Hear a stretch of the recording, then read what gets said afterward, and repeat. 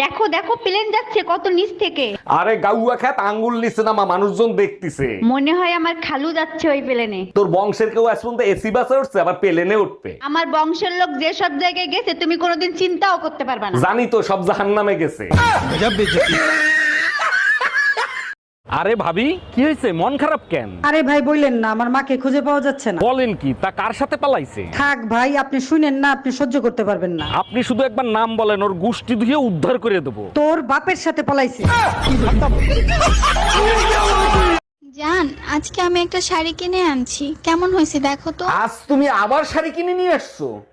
পরশুদিন না? কি পরশুদিন? কি চুপ কেন, কথা বলো না কেন, বলো।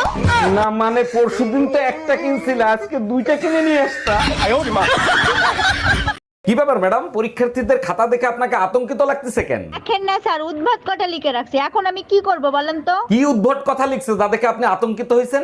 এক পরীক্ষার্থী লিখছে, এক বাপে যদি জন্ম দিয়ে থাকে তাহলে পাশ করাবি। এক মিনিট, শুনে বলতেছি। এই, তোমার বান্ধবী ফোন দিয়েছে, তোমার আর কতক্ষণ লাগবে? ওরে বলো, ফাউন্ডেশন লাগানো হয়েছে, এখন শুধু মেকআপটা বাকি, তারপরে আসতেছি। হ্যালো টুম্পা, প্লাস্টার করা হয়ে গেছে, এখন শুধু পেইন্ট করা বাকি, তারপরেই আসতেছি। প্লাস্টার আজকে তোর হাতে লাগাবো। Bye bye, tata. এমন চিঠি লিখছো তুমি আমার জায়গায় আপুর নাম। এইগুলো কি বলো? আপন নাম কেন লাগবো? ভালো করে দেখো। আরে তাই তো। ওরে কুত্তা, তুই আমার মার নাম লিখছিস? তাইলে মনে হয় টুম্পার জায়গায় রুম্পা হয়ে গেছে। প্রীত হইল না বন্ধু হইল রে বদনাম। আরে ও গেদার বাপ, বলো গেদার মা।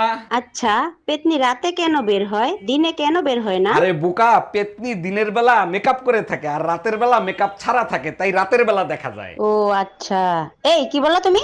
কি ব্যাপার অরুণ সাহেব, আপনাকে রিলিজ দিচ্ছি, আপনি যাচ্ছেন না কেন? কি করে যাবো বলেন ডাক্তার? আপনি যে আমার মনটা চুরি করে নিয়ে গেছেন। এগুলো আপনি কি বলেন? আমি আপনার মন চুরি করতে যাব কেন? তাহলে আমার মনটা আমি খুঁজে পাচ্ছি না কেন? দেখেন, আমি আপনার মন চুরি করি নাই, কিডনি চুরি করছি।